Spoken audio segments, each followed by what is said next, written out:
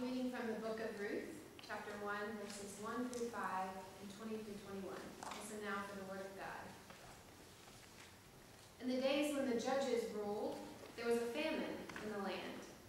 So a man from Bethlehem in Judah, together with his wife and 2 sons, went to live for a while in the country of Moab. The man's name was Elimelech, and his wife's name was Naomi. And the names of his 2 sons were Mahlon and Chilion. They were Ephraites from Bethlehem, Judah, and they went to Moab and lived there. Now Elimelech, Naomi's husband, died, and she was left with her 2 sons. They married Moabite women, one named Orpah and the other Ruth. After they had lived there about 10 years, both Mahlon and Chilion also died, and Naomi was left without her 2 sons and her husband. Later, Naomi said this to her friends: "Don't call me Naomi, call me Mara, because the Almighty has made my life very bitter. I went away full, but the Lord has brought me back empty. Why call me Naomi? The Lord has afflicted me. The Almighty has brought misfortune upon me." The word of the Lord. Thanks be to God. This passage reveals a part of Ruth's story that's often overlooked: the death of Naomi's husband and 2 sons. We often read this part of the story as background information that sets up the real story, the part where Ruth disobeys all cultural laws and stays with her mother-in-law.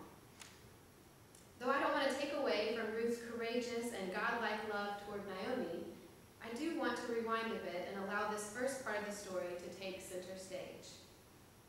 A family of 4 can't put enough food on the table in their home country of Bethlehem, so they move to Moab.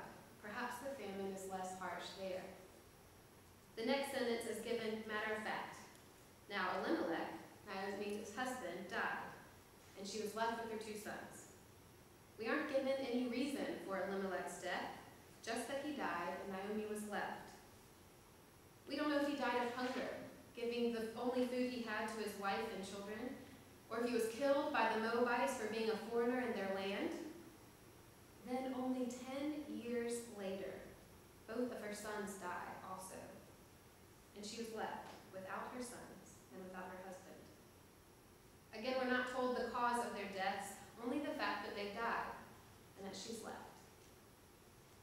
This short phrase, "she was left," is all this passage gives to describe Naomi's grief.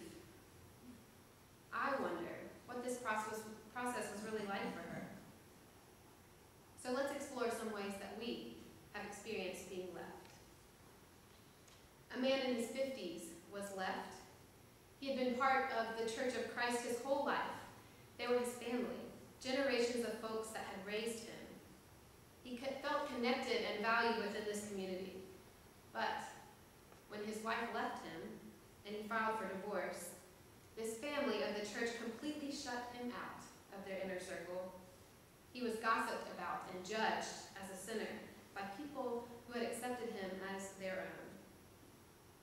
He feels lost in life these days, unable to live in his own skin, because who he is now no longer fits with the image of who he has been. He feels as though not only has he lost his life companion and his church family, but also his own identity in relationship to these people. The community's harmful gossip has made him internalize his guilt of being left as shame. He feels abandoned and hurt, lonely and depressed. I wonder if this is how Naomi felt. A young woman was left. She moved to graduate school to be with her long-term boyfriend. They dated for 3 years and were moving steadily towards marriage before he left her for another woman. She tells me that she feels abandoned and unworthy of attention and love. This loss of relationship has left her without appetite, unable to sleep through the night. She breaks into tears randomly and feels out of control of her own emotions. Trust has become a difficult practice for her, and she finds herself building walls between herself and others, including those who love her most. The risk of abandonment is too real for for her to try again. I wonder if Naomi felt this way. A man was left. He was diagnosed with cancer, and the doctors told him that it's an advanced form. He only has 4 to 6 months left to live. This man is the pillar of strength in his family, so not only is he scared about what will happen to him as his body fails him, but also how he then will fail his family. He watches as the very basic functions of his body leave him. His ability to walk, to go outside, to be around those he loves. He shared with me the deep pain and sorrow he feels that his body has given up on him. Each day he's reminded of the joys that he will no longer get to experience. The warmth of the sun, the feel of the brisk wind off the ocean, the refreshing sweat of a long walk with his wife. As his cancer advances, he grows more weary. He has given up on any hope of living better and has resigned himself to a state of despair.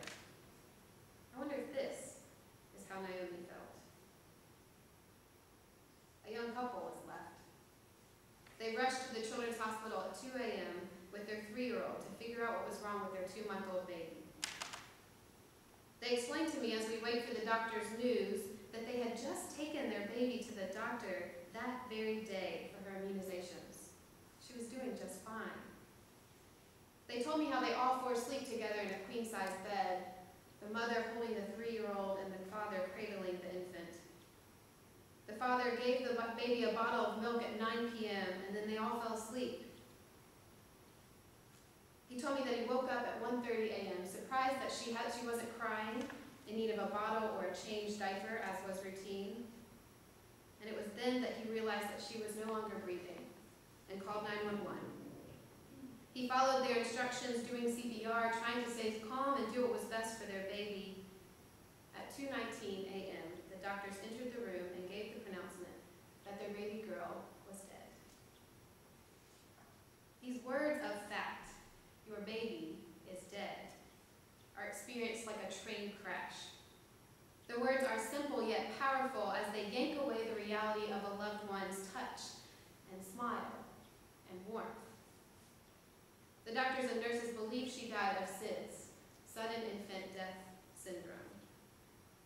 I stayed with those parents as they wept and groaned and screamed. I watched as the shock set in and they saw that their baby, their beloved child, had left them. The mother asked, "How am I supposed to bury my baby?" Their bodies appeared to be caved in as if someone was taking something from inside them. I could feel the emptiness in the room in their very beings as I prayed, "God, we don't understand. God, this just isn't right." I wonder if this is how Naomi felt. Our experience of being left takes many forms: feeling abandoned by God, by our community, by our loved ones, by our own bodies. After the shock of the significant loss, the ones left behind must decide what they need in order to cope. Naomi knew that she needed to return to her family in Judah, that they would provide security for her, a widow. Naomi instructs her Moabite daughters-in-law to do the same. Neither Orpah nor Ruth desire to leave Naomi, but Orpah does decide to obey and go home. Ruth decides she needs to stay with Naomi. She says, "Where you go, I will go. Your people will be my people, your God, my God." But Naomi is hesitant to accept Ruth's pledge of loyalty. It appears as though Naomi is doing what most of us do when someone has left us. We get rid of their stuff. We empty our closets and cupboards and lives of the very things that remind us of them. It's as though Naomi is emptying herself of relationships altogether in order to somehow avoid the deep emptiness that she feels inside. Shared grief can create a bond between people. I've experienced this often at the hospital as I'm invited into the most vulnerable moments of people in crisis. I watch as a family receives news causing them to feel left. I watch as they cling to each other. I believe this to be an experience of the holy, as humans truly reflect the communion that God has already shared with us through Jesus. God does not leave us when we feel left. God weeps with us on that holy ground. But Naomi is unable to see God's presence as comfort for her. She's reached a place where she can no longer believe that God cares for her and is working toward her benefit. She says, "The Almighty has made my life very bitter. I went away full, but the Lord has brought me back empty." Naomi's angry with God. She blames God for her bitterness and emptiness. She not only feels empty of food and security, but also of her relationships, including her relationship with God. Still, Ruth does not leave Naomi this way. Ruth clings to her. The bond that these two women have experienced over death of their family members has created a holy space in which the love of God shines through. Even when Naomi could not believe for herself that God was with her, she knew that Ruth was. We are not alone in our grief and loss. When we feel left, God places people in our life who cling to us. I wonder if the rest of these stories describe how Naomi felt when Ruth clung to her. The divorced man found companionship in a new friend at work. They spent most of their hours off of work together, watching TV, eating out, going on vacations, and dreaming about what might be next. This man told me that his friend was a lifesaver because he never judged him for being divorced.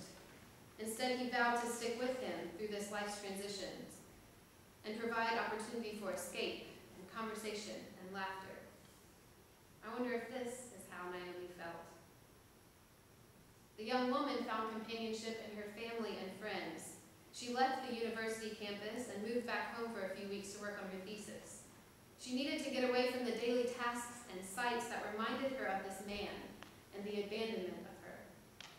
She also needed to be wrapped in the loving arms of her parents, reassuring her that the love they have for her, reminding her of her value and the gift that she is. She was surrounded by friends reaching out to listen and talk to her through her problems with sleeping and eating. These family and friends surround her with patience and love and understand that her grief will take time. I wonder if this is how Naomi felt. The man with cancer found companionship in the chaplains and family. He's still in a state of despair, but he's not alone. His wife and children and grandchildren come to the hospital every week to see him. They bring their stories to tell and their laughter to share, and I believe that their sharing their life brings him joy. He's not alone in his suffering, and the chaplains at the hospital provide a place for him to describe his pain and anger and disappointment with his body. God has placed several people in his life to walk this journey with him. I wonder if this is how Naomi felt. The young parents of the 2-month-old continue in their grief. Every pacifier and misplaced sock is a reminder of their loss. Even their healthy 3-year-old boy is hard to look at because of how much he resembles his baby sister. They're having a hard time finding the words to tell their son where his sister has gone. In fact, they're trying to figure out where she has left them to be. But they are far from alone. Both sets of parents have surrounded them with support. Their friends have moved in and taken over with the daily tasks of living so that they can truly grieve their loss and find grace in meeting the challenges that come with living life in grief. I wonder if this is how Naomi felt. Our hope is that even when we, like Naomi, feel abandoned by God, God is still there, placing people in our midst to remind us of the companionship we have in one another.